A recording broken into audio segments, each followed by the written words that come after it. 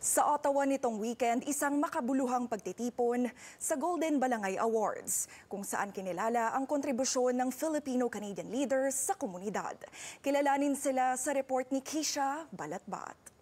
Every year, pagaling ng pagaling. Sa Ottawa nitong Sabado, isinagawa ang ika-9 na taon ng Golden Balangay Awards, pagkilala ng mga Filipino community leaders at trailblazers sa Canada. You know what? I'm always inspired because of this nomination putting in. We had, as an organizer, we had a chance to see and see the strength of every Filipino working in under different sectors. Binuksan ang seremonya sa publiko ngayong taon at dito napanood ang ilang performances. Kabilang sa mga kinilala ay si Danilo Dan De Castro, ang founder ng Tinig Pinoy Radio.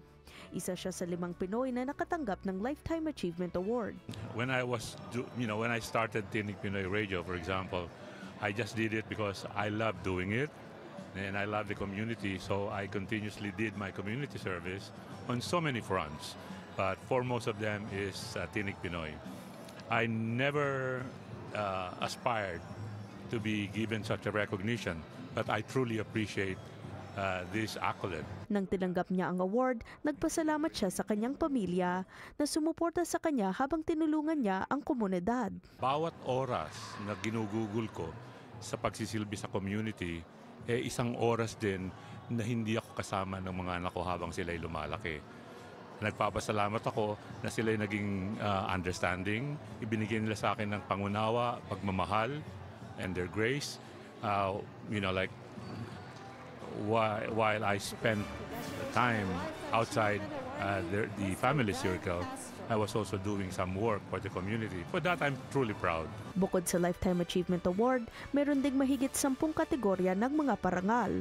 Si Edward Cruz, hindi makapaniwala nang nauwi niya ang Pinoy of the Year Award. It still feels surreal because when I was looking at the profile of the other nominees, I was telling myself, oh Edward, there's no way you can win over these other equally if not more than qualified nominees.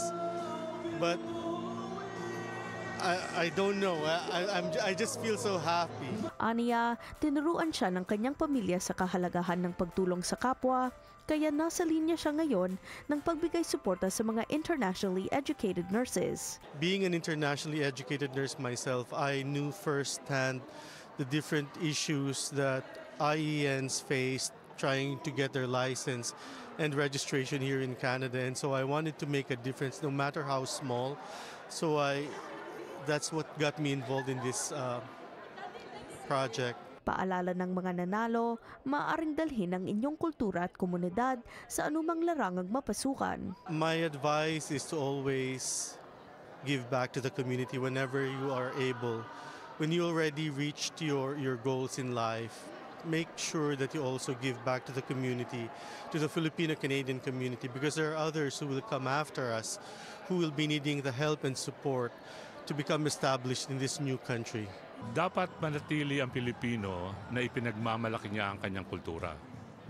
Hindi mo po pwedeng tawaran ang background ng isang Pilipino, lalo na kung ang Pilipinong ito ay nagsisilbi sa kanyang komunidad. So yan lang ang masasabi ko. Try to step up. Try to be part of the people who are providing service to our very own community. Nominado rin ng 2 Omni News Filipino journalists sa awards ngayong taon. Ang aming kasamahang si Ron Gagalak na nominado para sa Pinoy of the Year at si Teresa Redula na nominado rin para sa Excellence in Media. Gaganapin ang susunod na Golden Balangay Awards sa Charlottetown, Prince Edward Island sa 2026, ang magiging ika-10 taong anibersaryo ng awards. Keisha Balatbat, Omni News, Toronto.